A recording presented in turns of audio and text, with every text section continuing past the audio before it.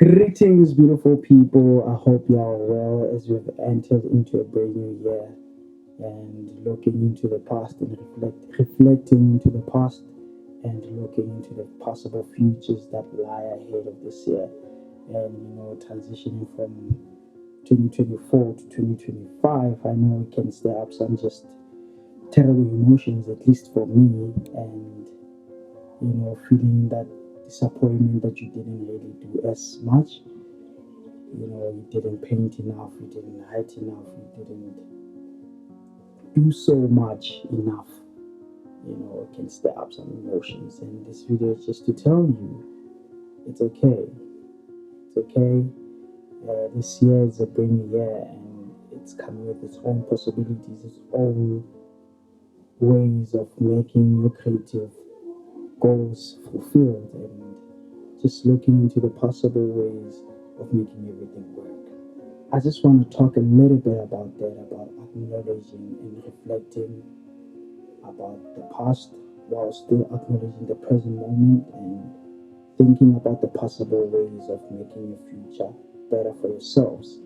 And they say a lot of artists go through what you went through. And in 2024, for most people, wasn't really a year that was productive in many, many ways.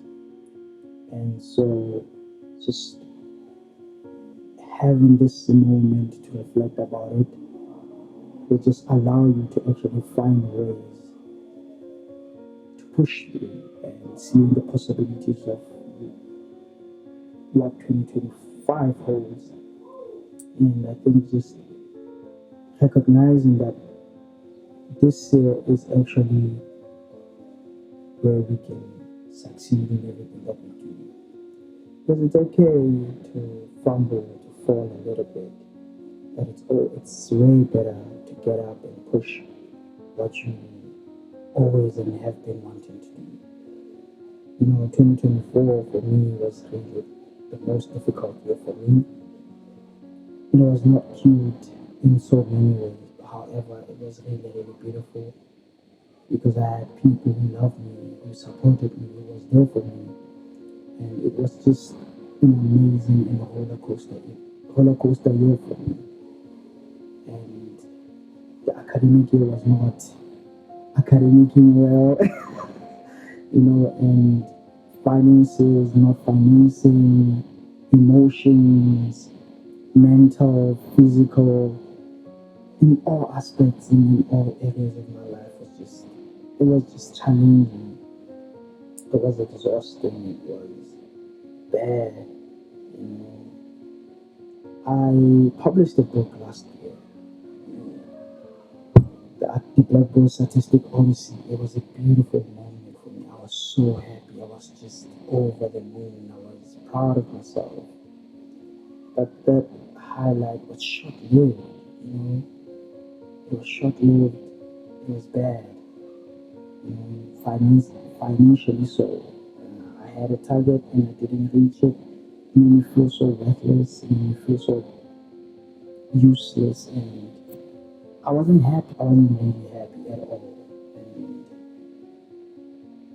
I understand why everything happened the way it happened, and I think this is that opportunity. Gives me that opportunity to also make sure that that happens. I reach my target. I reach or just see the progression, see the growth, see the process of that goal being achieved. In 2025 has given us an opportunity to start thinking about how we can better ourselves, how we can better our mindsets, how we can better our finances. And this is this is one of the ways that we can actually make it, setting up realistic goals. I think it's important to recognize that goals that we set in 2024 that have not been achieved are still goals that we need to achieve. And they shouldn't stay in 2024, but they should also continue into this year. And coming to this year, they need to be fulfilled. They need to be worked out. So I think that's how we should start thinking about goals and how we can actually better ourselves. And I think it starts with the mind, you know, redefining what goals mean and reshaping our mindsets towards our creative endeavors, towards any sort of endeavors actually. And so it starts there. It starts with setting goals and making sure that we achieve them. Just, sometimes setting up goals can be a tedious project. And it can be a project in itself. You want to schedule, you want to do all these things. You want to be precise, you want to. It takes a lot of energy, it takes a lot of focus, it takes a lot of attention.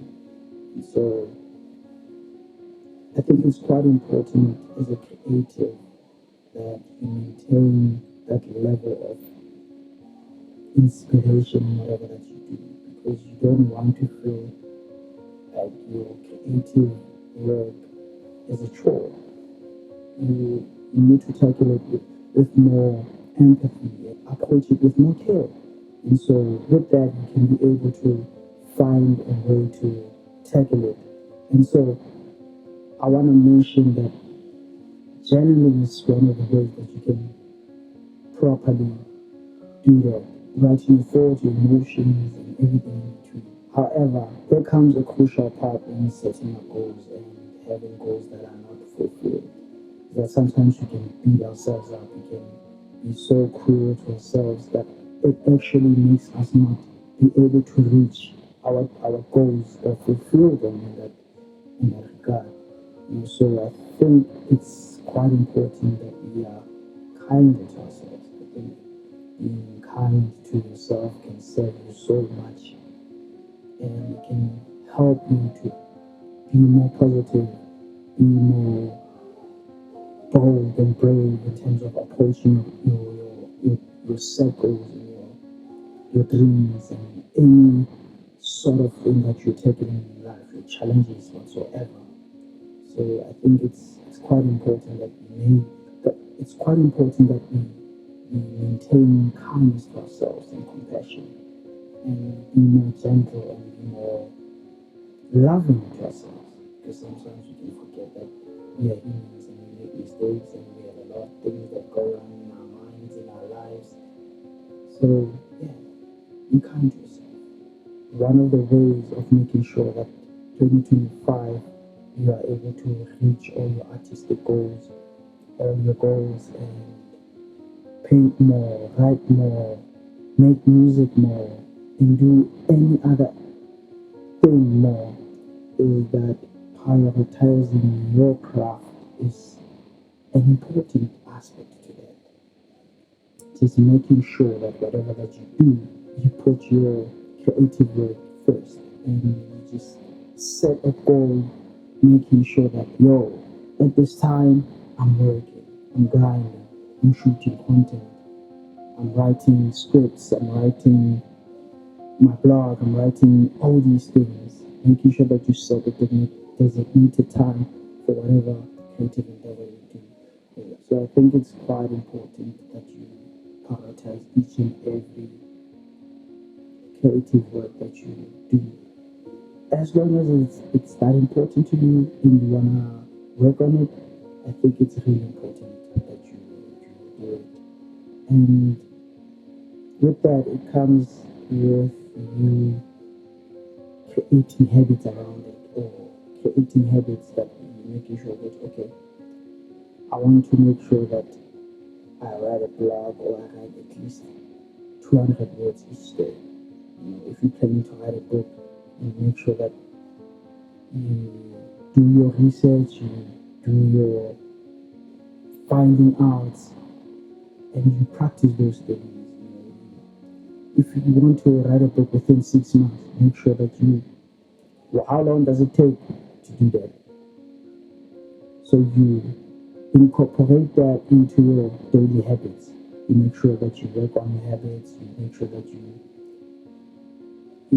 whatever habit that you want to do, making sure that you shoot content, because it's quite an important thing for me, because social media is one of the best ways to make sure that your work is get it's in the world. And so I'm also encouraging you that you start doing that. You start shooting content.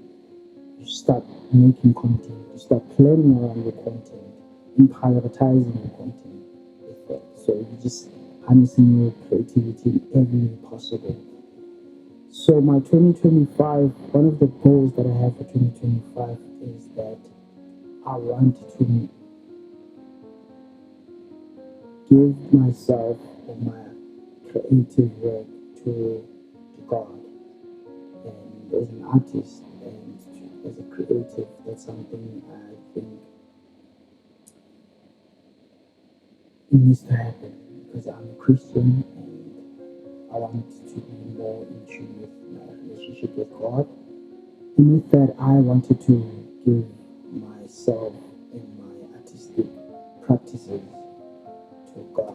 And by that, I mean that whatever I do and how I do it, I want it to always be in the glory of God. In a sense that I don't want it to be trying to represent anything besides praising God, and I don't want it to be questioning any sort of thing that I think doesn't align with my belief and faith in God. So I just want it to be more.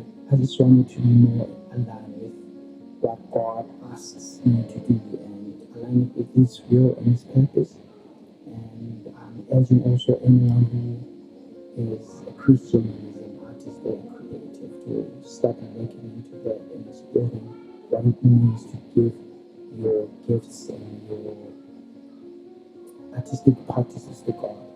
And by that, it goes with prayer, it goes with reading the Word, and just being immersed in the presence of the Lord, and just going in and just exploring it more and more deeply, that you grow to understand your practice with God and not without God. And I want to serve God with my art and with my work. So 2025 is holding beautiful things, and not only for me, but to everyone who's watching. I hope that it will hold beautiful things for you. So, lastly, and one thing that I would like to say before the end of this video is that we are already in 2025 and you have dreams, you have hopes, you have goals, you have wishes, and things that you want to achieve. I just want to remind you about certain things like resting. Resting is important. Don't push yourself too much that you burn out. Remember that rest is also productive, and it can be so beneficial for you that you rest more while you stay productive in other areas of your life. And whatever goals that you have, I hope that by the end of the year you have achieved them, and you have achieved at least 80% of them or even 50%. Just pushing yourself, just making sure that you are out there and you're just giving your best in everything that you do. So I hope that in everything that you do it for the glory of the Lord, and in everything that you do it for the betterment of your life and yourself and the people around you and the community that you're in. So I hope you enjoyed this video, and if you really made it this far, that means that you enjoyed it. And so hit the subscribe button and comment what your thoughts about 2024 and your goals about 2025, and also hit that notification bell so you can get the videos as I post them every time or upload them. So I hope you enjoy your 2025 and you have a blissful year, and God bless you. Stay well, stay blessed.